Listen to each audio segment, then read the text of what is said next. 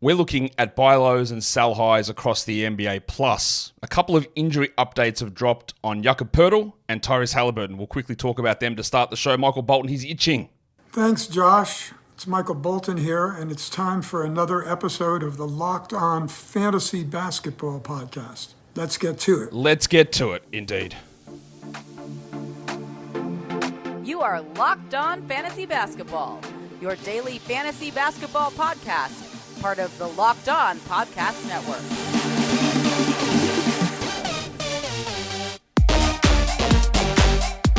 Hello and welcome to the Locked On Fantasy Basketball Podcast, brought to you by Basketball Monster. My name is Josh Lloyd and I'm creating a petition to stop Grand Theft Auto 6 from becoming too woke. I'm also the lead fantasy analyst at basketballmonster.com, and you can find me on Twitter as always at redrock_bball, on TikTok at redrock_bball, and on Instagram at LockedOnFantasyBasketball. Today's episode is brought to you by FanDuel. Make every moment more. Right now, new customers get $150 in bonus bets with any $5 bet, win or lose. Go to FanDuel.com/LockedOn to get started. Thank you also for making Locked On Fantasy Basketball your first listen every day. We are free. We are available on all platforms. Be a double banger. Listen on the audio side, watch the video side, leave your comments and award me. Thumb it up and, subscribe, of course. Operation 80K. We might get there. Don't know. It's going to require a huge effort, but maybe we do it. Just quickly, the petition for GTA 6 is a piss take. I was taking the piss of the people who want to do that. I'm not doing anything regarding that. I don't even think I've ever played Grand Theft Auto. Maybe a little bit of 5, and not for me. I play sports games. That is all that I do. Anyway, we're going to talk buy low, sell highs, but a couple of injury things did drop. We did get the initial diagnosis on Tyrese Haliburton's hamstring.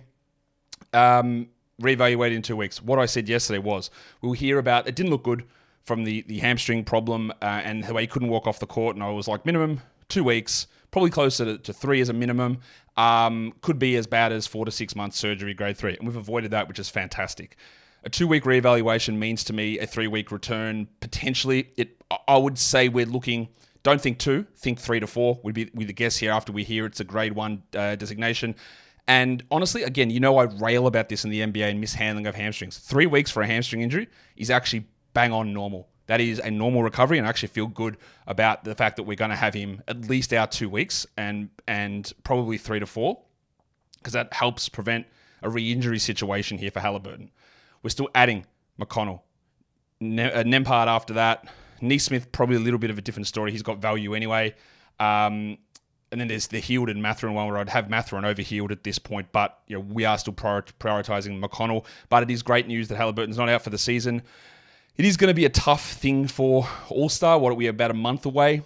So he may get a couple of regular season games in before the All-Star game. I would imagine he gets named and doesn't play, would be my guess here for Haliburton for the All-Star game. But whatever, the All-Star game doesn't matter. He'll get named. He'll be out on the court, not play in his hometown. Well, no, his team's hometown. He's not obviously from Indiana or Indianapolis. Why are the Pacers called Indiana, but the Colts called Indianapolis?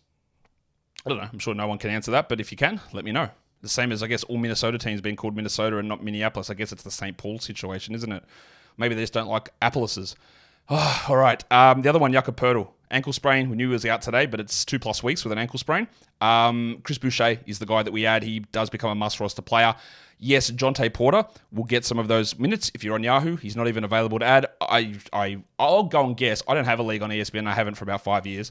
I'll go and guess that he's not available to add on ESPN. But if I am incorrect, I will apologize. In fact, maybe I should go and check so that some people might think that I'm biased against ESPN at times. But let's actually go and have a look and see how accurate that is. Boy, oh boy, wowee. Dejounte Porter is available on ESPN. Now, he's been on NBA rosters for about 3 years. He was with the Grizzlies at one point. I can't remember who he signed with after that, but now he's with the Raptors on a 2-way. He's been getting rotation minutes with Christian Koloko still out with long COVID.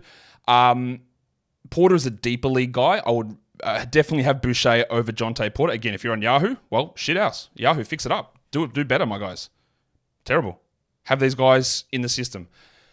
Again, this is not a player that's just played his first game today or yesterday. He's been in the NBA system for years. But anyway, Chris Boucher is the ad with Jakob Poeltl out. The other news we got was Cade Cunningham, 7 to 10 days minimum. That's relatively good news. I don't think it's going to only be 7 to 10 with the wording of that report. I'm still prioritizing Ivy, Hayes, Burks as my guys there. Marcus Sasser in deeper leagues. I would hope that they would give an extra opportunity to Asar Thompson, but I'm not convinced of that, and I wouldn't be adding Asar in 12s. But if we see today that Asar plays 27 minutes, then we do add him. But it is Ivy, Hayes, Burks. Deeper is Sasser and Asar Thompson in Detroit. So the 3 injury updates we get: Cade Cunningham, 7 to 10 days reevaluation. Tyrese, 2 weeks. Again, always just put an extra week onto that and hope that everything goes all right. And Jakob Poeltl, 2 weeks. So let's put 3 weeks onto that as well. So some real value appearing on the waiver wire with Boucher, with deeper leagues for Porter and Sasser, with Ivy, with Hayes. There's so much happening on the fantasy basketball waiver wire at the moment.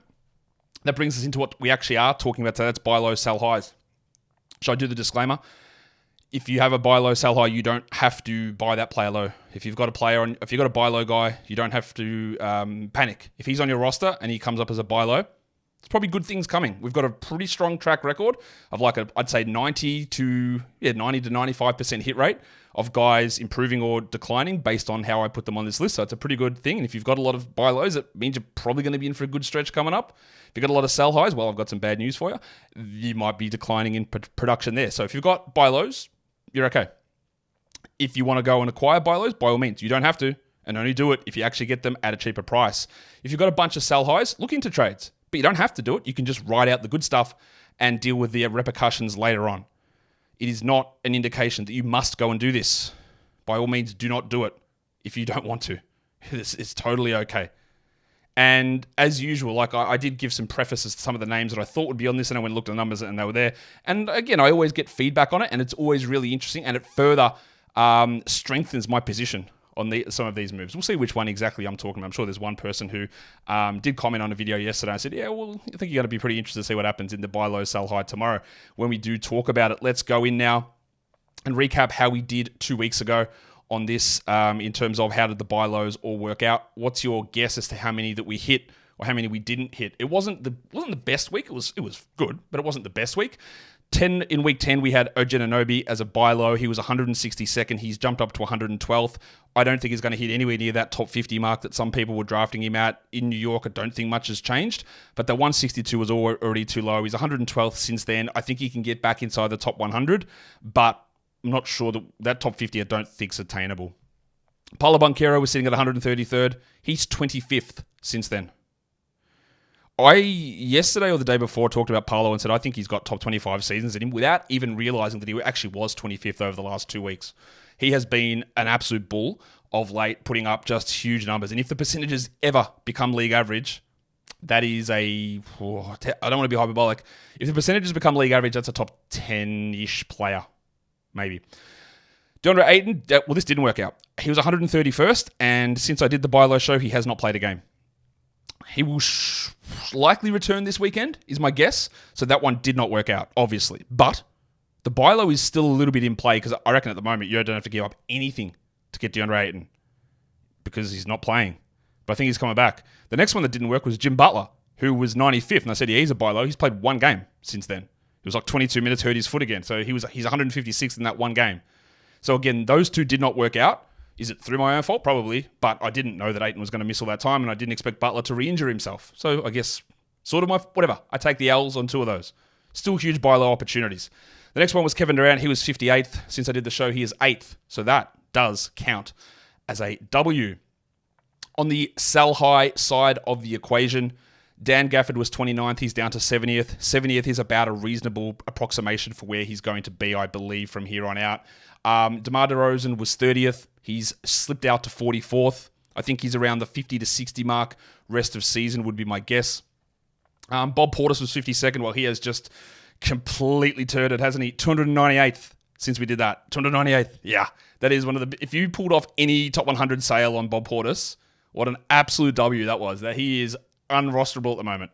Christian James McCullum was 39th. He's down to 54th since then. I think 54th is reasonable. I've obviously been too low on him, and he's somehow turned into a defensive menace this season. I still am not certain that he's a guaranteed top 50 from here on out, but he has been really strong. And then Valanciunas, this was as obvious as dog's balls, even if I didn't see the Larry Nance minute split coming necessarily because it wasn't there to begin the season. He was 19th, Valanciunas, and since we did the show, he is 105th. He's not droppable. He might be, but he's not at the moment. But that is a pretty strong Sell high list there. We did all right on hitting those ones. Today's episode is brought to you by FanDuel Sportsbook. The NFL regular season is done and dusted, but there is still time to get in on the action with FanDuel, America's #1 sportsbook. Right now, new customers can get $150 in bonus bets guaranteed when you place a $5 bet. Don't worry about the old ones from last season where I said it's got to be a money line bet and your team's got to win. That doesn't exist anymore. Just place a $5 bet, win or lose, and you get $150 in bonus bets back. What an absolute W that is from the old FD. The app is so easy to use, and there are so many different ways to bet, like live same-game parlays. You could actually parlay your success in live same-game parlays to creating other parlays in their brand new Parlay Hub, where other parlay legends create parlays that you can follow along and add to your parlays as well. In fact, it's a parlay party. And whenever I hear parlay, I just think of Captain Jack Sparrow. Parlay? With a pretty interesting English accent. Anyway, does anyone think that's a good English accent? I think it is pretty good.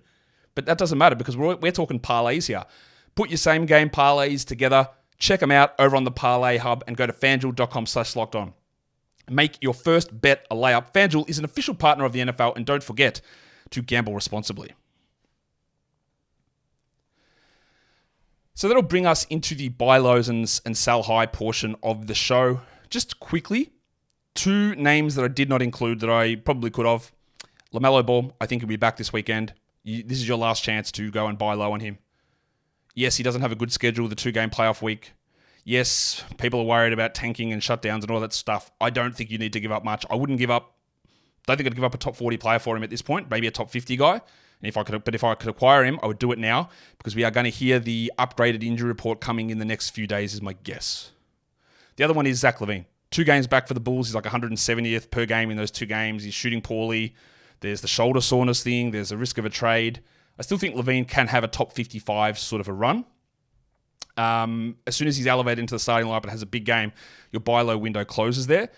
Throw that in with the Jimmy Butler and DeAndre Ayton, who's still dealing with injuries as well. But any of these sort of guys on these limited minutes who have been injured a long time, the buy low is open. We're not going to talk about it. We're going to look strictly at numbers of things that have happened over the last 2 weeks versus a 1-game, 2-game sample size for LaVine or a 2-month absence for LaMelo Ball. Or shout out also to Ben Simmons and his agent, Bernie Lee, who I dug up the quote yesterday from November 15th saying that this is nothing like last season. This is just a day-to-day injury. 2 months later.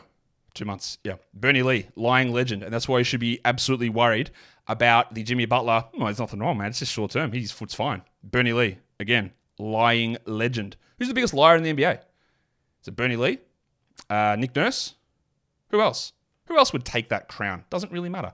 Because we're here to talk about buy lows. The first one, as we are 13 minutes into the show already, we're going to the big fella in Boston. There's a lot of players in the Boston-Milwaukee coupling here that we're going to be talking about.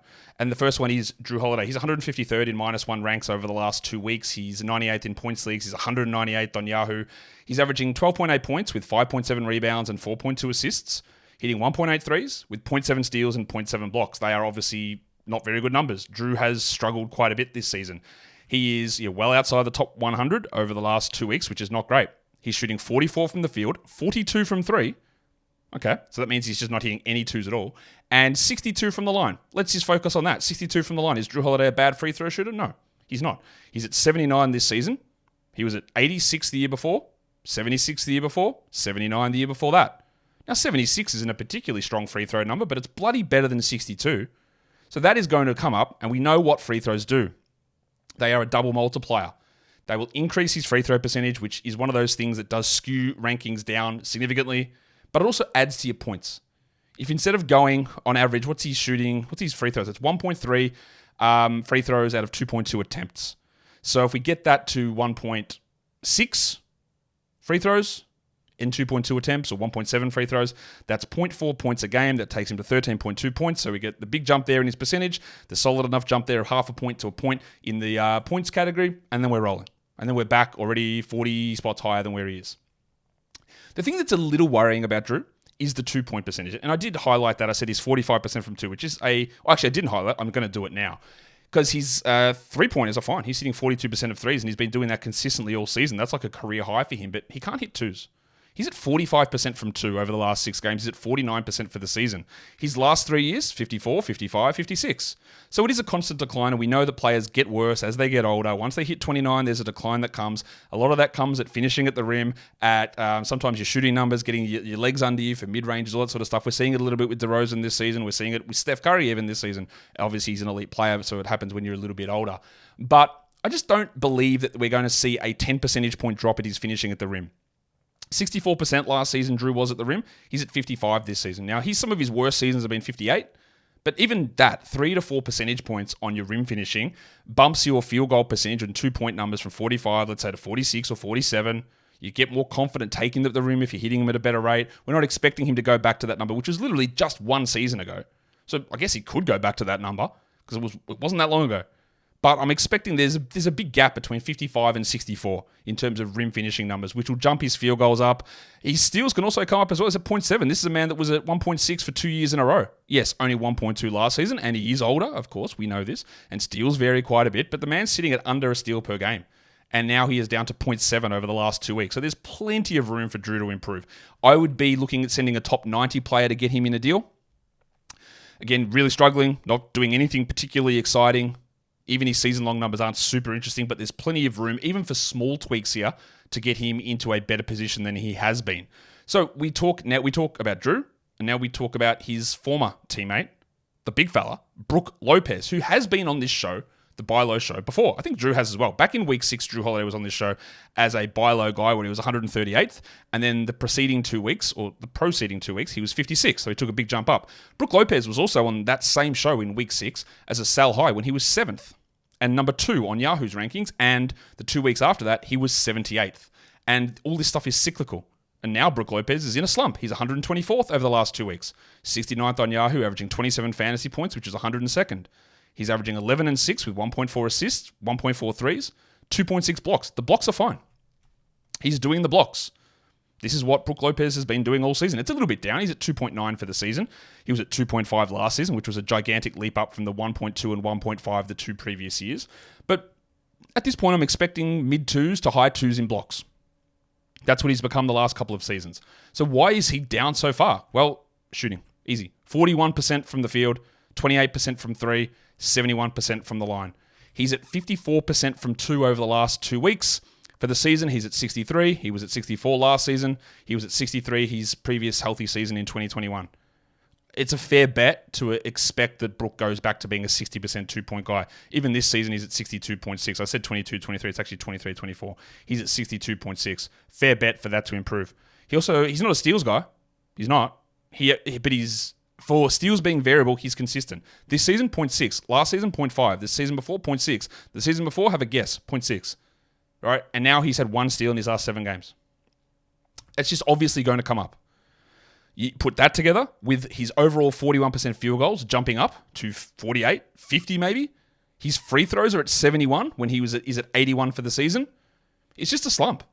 And again, I was not particularly high on Brook Lopez hitting into the season. Everybody's aware of this. I was happy to take him around the 80 mark, and I drafted him in one league at like 85. Maybe it was an auction, but around the price of an 85 sort of player. That's where I drafted him. And then he looked terrible to start the season, and then he looked amazing, and I looked stupid, and people love to point that out. And now he looks bad again. Not bad, but he looks way worse. But he's going to be better. So I don't know if this is possible to send a top 90 player to get Brook. It might not be. But there are very clear indicators here that he is going to improve, and he's going to improve significantly on that current level of production. I don't really think there's too much to debate about that. Today's episode is brought to you by BetterHelp. We are here in 2024, and new year, new me. I don't think you need to look at it that way. We're at the same old you because there are good things about you. I'm telling you now, whoever you are, there is something good that has happened in your life and you have made positive changes. Therapy is one of those things that can be not only a positive change in itself, but it can help you recognize the other positive changes that you have made and help to build on them without chucking out extreme sort of resolutions that could be completely life-altering, but not necessarily in a good way.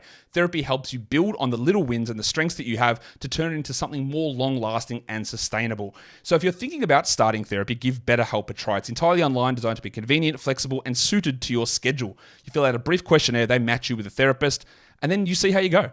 You talk to the therapist. If it doesn't work out, you go, I'm not really vibing here with you, my guy. And they say, all right, chill, we're good. And you go choose another one, and it's completely free of charge because that's important. If you do not have a connection with your therapist, you will get nothing out of therapy. Don't be afraid to do that. Make the change. Get someone that you can talk to, and then you'll see all of the results and productivity skyrocket. Celebrate the progress you've already made. Visit betterhelp.com/lockedonnba today to get 10% off your first month. That's betterhelp, HELP.com/lockedonnba.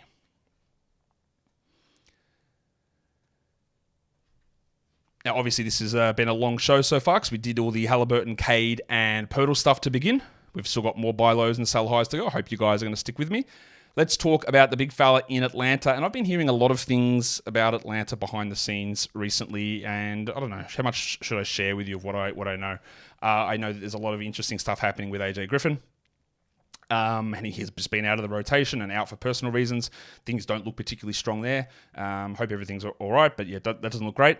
And I've been told that it's almost a guarantee from everyone that I've spoken to, about 3 different people, that Dejounte Murray will not remain in Atlanta.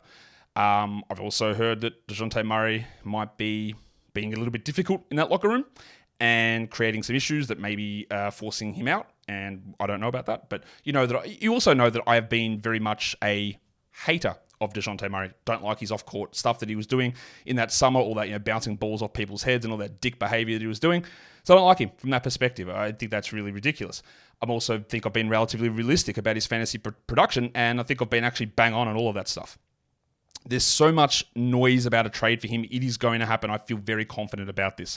The other trades, a Bogdan or a Capella, I think they'd like to do that, or even a DeAndre Hunter, but I don't know. This one I feel pretty good about. I don't know where. But all of the noise today, my whole Twitter feed was like Spurs reuniting with Murray. Now, it seems weird after some of the stuff he said about the Spurs, but who knows? If obviously he went there would be a big opportunity for a lot of his numbers to jump back up. He wouldn't get the same rebounds that he had in his last season in San Antonio because there's a certain 7'4" legend there who's going to take more of those, but it would definitely boost his numbers. If he goes, I don't see him going to the Knicks. I don't really see how that would work, although he'd obviously be an upgrade over DiVincenzo, but there are plenty of situations where he can be better. But even not even taking that into account for Dejounte, what he is doing now is going to improve. He's 111th over the last 2 weeks. He's 145th on Yahoo rankings. And this is just going to improve. He's 35 fantasy points over the last 2 weeks, which is 61st. I'm trying to work out whether he's been on this buy low show before. I think he has. Well, maybe not. No, anyway, I can't see him here. I thought I might have done him on a buy low. Anyway, doesn't matter. He hasn't been on here. But he's averaging 23.8 points, 5.2 rebounds, and 3.3 assists. That's the killer there, isn't it? 3.3 for a guy that used to be able to get 7 a game. Because he's in a position where he can't do that. He's also averaging 0.5 steals, 0.2 blocks, and 2.2 threes. Now, he's one of the worst shot blocking guards in the NBA, even though he used to be. Actually, he's a bad defender now. He's not a good defender. Maybe he becomes better. He is currently a bad defender. He's shooting 50 from the field, 39 from 3, and 72 from the line. So some of those numbers are fine. 50% from the field, really good. It's actually an uptick on what he's been doing for the season. So why is he so far down? Well, really obvious. Where are the steals? He has 2 steals in the last 2 weeks. Half a game.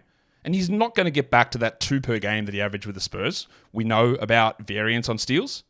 He's at 1.4 this season. He was at 1.5 last season. He was at 1.5 2 years ago.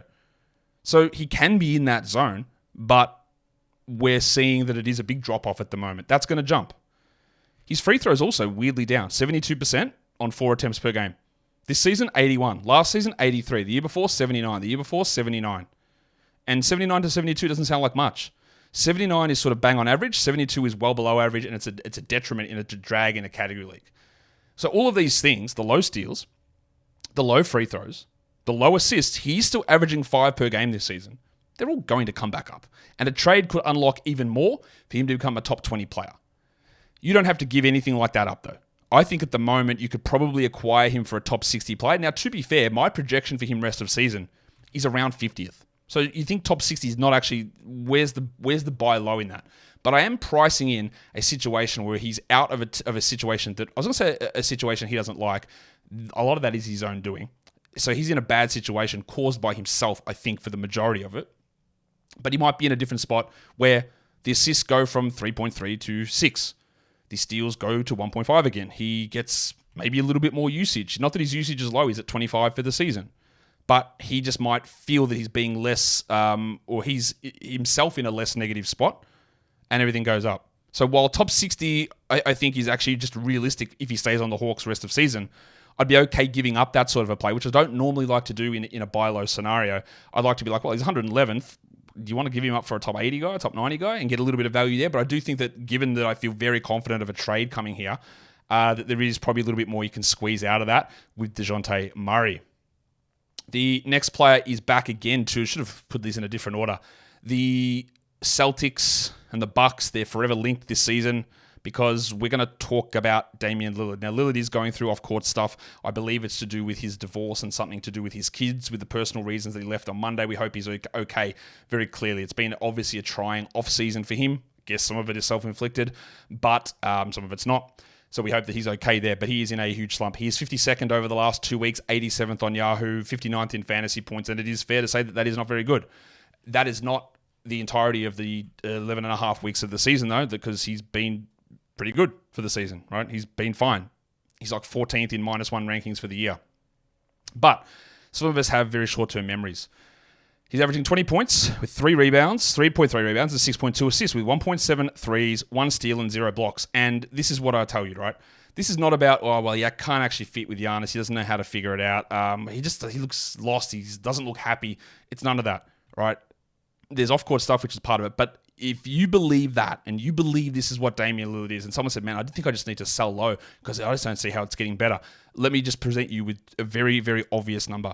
Damian Lillard is hitting 21.7% of his threes over the last 2 weeks. If you want to sit here and believe that Damian Lillard was a 22% three-point shooter, well, I don't think this game's for you. I'm sorry to tell you.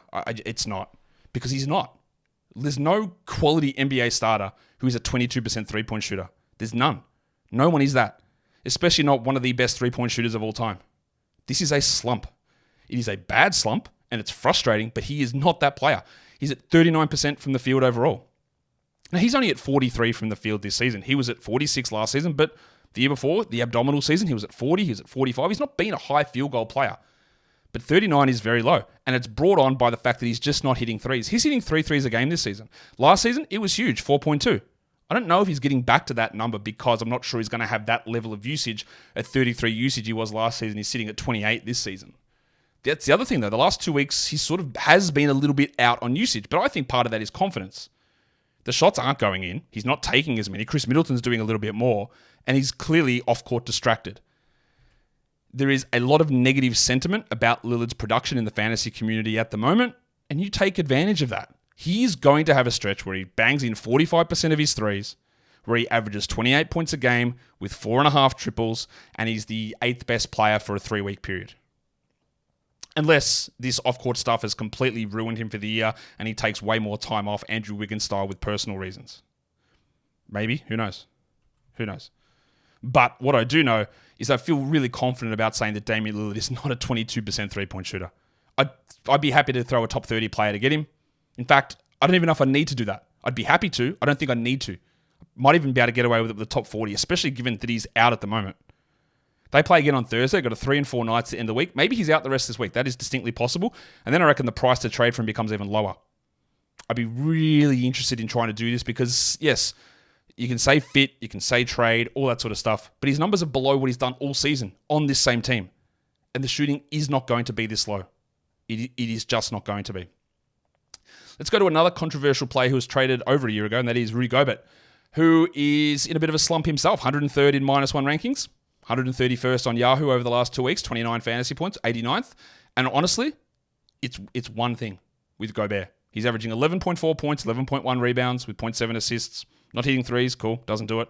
0.7 steals and 1 block. He's at 1.1 steals. Oh, sorry, no, he's not. He's at 0.7 steals for the season, so no difference there. He's averaging 12.5 points and 12 rebounds for the season, so slightly lower. It's blocks, man. He's at 1 block a game over the last 7 games. He averages 2 blocks per game for the season. That's it. That's the thing. But people don't always look at that. They're very quick to look at rankings or look at what he did for me in this last week or to be like, I hate Rudy Gobert because he started COVID or whatever idea you want to have in your head. It's very easy to do that. He's averaging 2 blocks a game. He's at 1 the last 2 weeks. I'm a little worried that his contest rate is down. Prior to the last 2 weeks, he was contesting 11.3 shots per game. The last 2 weeks, he's at 8.7. But there's no reason that his contest rate would be down over that time. There's no real reason to say that they've changed things up or someone's come back and now he doesn't have to protect the paint as much. Not like Karl Anthony Towns is out there doing it.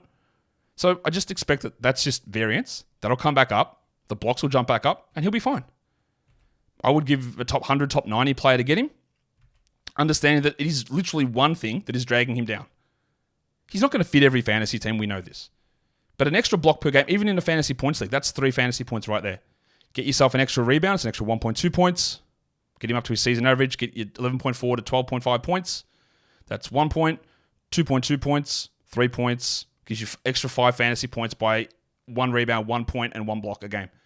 That's all it takes. That is all of this swing is for Rudy. And it's mainly just because he's just not blocking shots.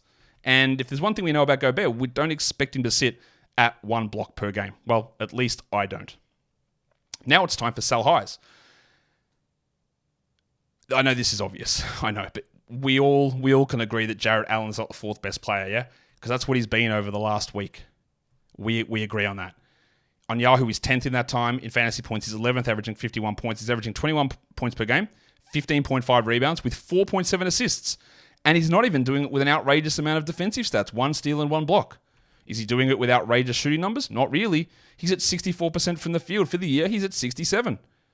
His free throws are a little high. They're at 89% for a man that's at 73 for the year, 73 last year, 71 the year before that, and 70 the year before that. So I'm very confident that that is going to fall away. But with the absence of Darius Garland, and yes, that is somehow important for Jarrett Allen, but more importantly, Evan Mobley, he has just lifted his game. He averages 9.9 rebounds for the season. He was at 9.8 last season. He's at 15.5 the last 6 games because Evan Mobley is not there. Now, Mobley is still going to be 6 weeks away or so. Timing when you sell Jarrett Allen is key.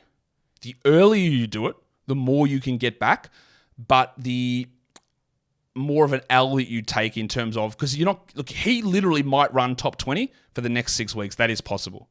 If you got a top 20 player back, you'd be pretty thankful. It's not going to happen though.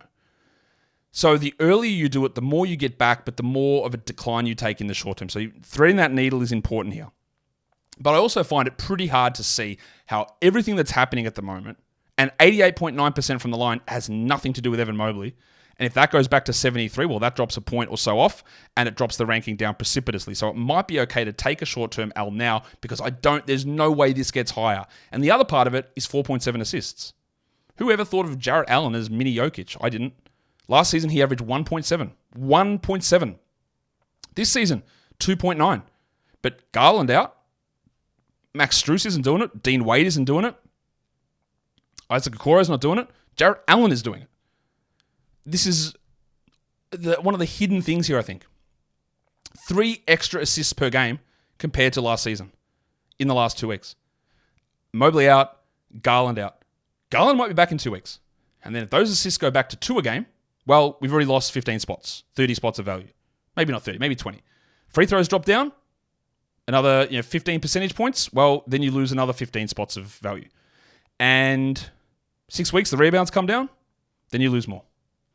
It is going to be a stepped down decline. Free throws first, assists next, rebounds next. I would be targeting a top 30 player if I was trading off Jarrett Allen. I want to get top 20, but I think it's probably unrealistic. Understanding that I probably do lose out in the short term, but there are 3 very clear things that are going to fall away, I think, over the next couple of weeks. Disagree if you want. Which is okay. Totally okay. Let's talk about Jalen Brunson, who I didn't realize this guy had so many extreme fans and stans out there. This is the second time Jarrett Allen's actually been on this show as well. He was at buy low earlier in the season, I believe it was, in week 8, where he was 123rd, and then he jumped up to 43rd the preceding 2 weeks. Jalen Brunson's been on this show as well as a sell high. In week 6, he was 23rd, and then the 2 weeks after that, he was 60th. So let's double down on it. He is 16th over the last 2 weeks. He's 31st in Yahoo. He's averaging 44 fantasy points, the burner is. Averaging 26 points with 3.6 rebounds and 8.3 assists. Hitting 2.6 dribbles with 0.7 steals and 0.6 blocks. He's at 44 from the field, 35 from 3, and 93 from the line. A couple of things to mention here. Jalen Brunson has been an unbelievable three-point shooter over the last couple of seasons, and he's actually in decline at the moment, which is obviously counterintuitive to a sell high. He is For the season, he's at a ridiculous 43.5%, and he was at 42 last season. I don't really believe that 43 holds all season, and he's down to 34.6 over the last 2 weeks. So that could be a short-term blip, but I also think we're going to see him level out around 40 or so from here on out. The 93.2 from the line is what we need to talk about, because he's at 83 this season, 83 last season, 84 the year before that. Very unlikely that a 7-game, 10 percentage point jump sticks. So that's going to drop quite a bit, because over the last 2 weeks, his best fantasy category is free throw percentage. Clearly. And that should go back to being like his 4th best category behind points, threes, and assists. So that has been really the catalyst of jumping him from around 40th or 30th up into the top 20. The other thing is his assists are way up too. He's at 6.4 for the season. He was at 6.2 last season. The last 7 games, he's at 8.3 assists. That is largely fueled by 2 huge games. One against the Bulls, where he had 13, and one against the Wolves, where he had 14. The game before that, or the game after that, 2 against the Sixers, 8 against the Wizards. The 2 games before that, 6, 8, 7, 6, 7, 8, 3, 6, 9, 8, 9, 4, 6. That's what he is. He's like a 6 to 7 guy who really bumped with those 2 big games. I don't think he holds at 8.3. He might hold at 7, but I don't think he holds at 8.3. Tie that in with a pretty sizable free throw percentage drop.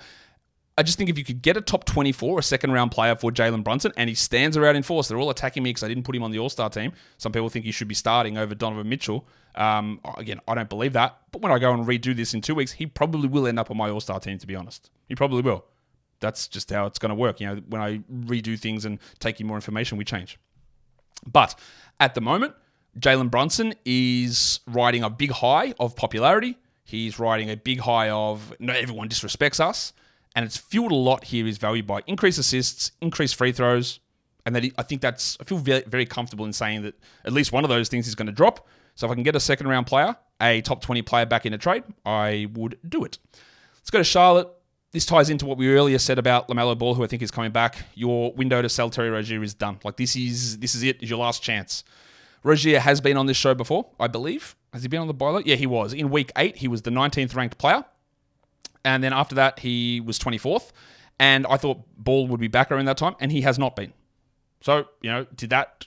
If you're able to get a top 30 player for Rozier, you have taken some L's in the short term. Yeah. But I still fail to believe that Rozier is going to continue this. He's been unbelievably good this year, so much better than he's been in the past. 20th over the last 2 weeks on -1, 22nd in fantasy points, averaging 44. He's averaging almost 28 points a game with 4 rebounds and 7.3 assists, 3.5 threes a game, 0.7 steals. He's at 47 from the field, 39 from 3, 88 from the line, and the 88 from the line and 39 from 3, totally reasonable. He can continue to do that. But what has happened over the last 2 weeks? Everybody is out and he's having 30% usage. 30. That is just not a realistic thing to continue. He's at 28 for the season. Last season, he was at 26. The year before that, 23 on his usage. Now, I don't know when Gordon Hayward's coming back. I don't know when Mark Williams is coming back. I don't actually even know when LaMelo Ball is coming back. But I'm going to guess at some point they are going to return. But the big factor is going to be Ball, who was absolutely killing it before he got hurt. The 7.2 assists. Last season, Rozier played all year without LaMelo Ball and sat at 5.1 assists. I don't really know where this gigantic explosion has come from Rozier. But I do feel relatively confident that he's not going to be rolling at 7. 5, maybe? 4.5, possible? 2 years ago, in 21-22, he averaged 4.5 assists. It could fall dramatically down. Along with usage, that could all fall away. He's also playing 37 minutes a night, which could very easily drop off as well. I would try and get a top 30 player back, but I think as soon as you hear the LaMelo Ball returning news, any ability to trade Rozier for a top 25 or 30 player goes out the window. So you better try and do it now. We're a long way into this show, but this is the one that someone left a comment on yesterday, and that is the Bronco Jalen Williams, because I teased it in yesterday's show. I said he's going to be on the buy low show, or the sell high show, let me assure you. And someone goes, there's no way he can be a sell high, or to a comment to that degree. He's not a sell high. He's not a sell high, Josh. There's no one injured on that team that needs to come back. Why can't he keep doing this and continue to improve? And that is why I know it's a sell high, because not everyone understands or digs into why things happen.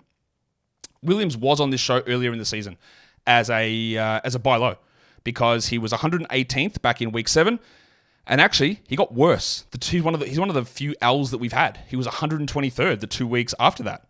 But now he's 24th. 24th over the last 2 weeks, 14th on Yahoo, 45th in fantasy points, averaging 20 points a game, 3.4 rebounds, 5.3 assists, hitting 2.3 triples, with 1.6 steals and 1 block. We knew that his block numbers, or his steal numbers were well down this season. Part of the reason he was able to be that top 30 player down the stretch last year was like 1.8 steals leading the league. And he's only at 1.1 for the season. He's up to 1.6 now over the last 2 weeks, but I'm not even going to focus on that as the reason that he's up, because maybe he can do 1.6 rest of the season. I don't think he's going to do 1 block a game. He's at 0.5 for this season. That seems unrealistic, so that can fall off. His assist numbers are also up from 4.1 to 5.3. I could see him becoming more of a playmaker and sitting around 4.8 to 5. That's possible. But what I can 100% assure you, with the most confidence in the world of any man who has the most confidence ever, he is not this shooter. Nobody is. He is at 67% from 3. And he's actually at 44% for the season, which is sky high. He was at 36 last season. I really like Jalen Williams a lot. I don't see the absolute star upside that others do, and that's okay. We can have different opinions on it. But I would say that most reasonable minds would suggest that he is not the greatest three-point shooter in the NBA, nor is he the greatest shooter in history. He doesn't take many of them, 3 a game, but he's going at 67% from 3. But hold on to your dicks, he's also hitting 64% from 2. He's at 57 from 2 for the season. He was at 58 last season. I'll make a concession that he might be a 59% two-point shooter. But going at a true shooting rate of 75 over the last 8 games is why we're at where we're at. That's why his scoring is up. That's why his three-pointers made is up. That's why he's the 14th ranked player on Yahoo and 24th in -1 rankings. That is why. It is not about someone injured coming back or someone taking touches away or them deprioritizing him or anything like that. He's just shooting the shit out of it, and he's not going to be able to do it. I'm telling you, he just won't. And he can go back to being a 40% three-point shooter. That is a 27 percentage point drop-off, which is massive. It is massive, and it cuts into your ranking value extraordinarily big. His best category over the last 2 weeks is by far his field goal percentage. Now, to be fair, his free throws suck at the moment. So he'd actually probably be like the 8th best player if he was shooting his normal free throws. He's at 68% from the free throw line. Weird, his field goals, his three-pointers, his two-pointers, and his free throws are all in the 60s. He's an 83% free throw guy, so that is going to improve. But I'm telling you, he just will not be a 65% shooter from the field, from 2, and 67 from 3. It is not going to happen. I guarantee you this. If I could get a top 40 or maybe even go a little higher, because there are the people who just do believe that this is Jalen Williams without actually looking into how it's happening. This stuff can't hold. He cannot be this shooter. Does it sound like does it sound like cope? It's not, because it's real. Nobody is this shooter. I guarantee you he is not this shooter, and it's not a slight on him, because literally any player who is doing this, I would tell you the same thing. I do like Jalen Williams. This is just not real. And here's another player that I really like that's not going to hold. It's Devin Vassell, who over the last 2 weeks is the 26th ranked player. He's 6th in Yahoo rankings. He's 38th in fantasy points, averaging 40. It's 21 points a game, 4 rebounds, 3.6 assists. Nothing particularly exciting there. So what is it? Well, he's at 3.3 triples. Okay, that's pretty high. He's at 2.6 steals. Oh, all right, there we go. He's hitting 51 from the field, he's hitting 47 from 3, and he's hitting 85 from the line. So there are 2 absolute giant dogs, balls, red flags here. He's at 2.6 steals. It's not going to hold, I'm telling you now. He's at 1.3 for the season. He was at 1.1 last year, 1.1 the year before that. He can be a 1.4, 1.5 steal guy, not a problem. But you're not going at 2.6.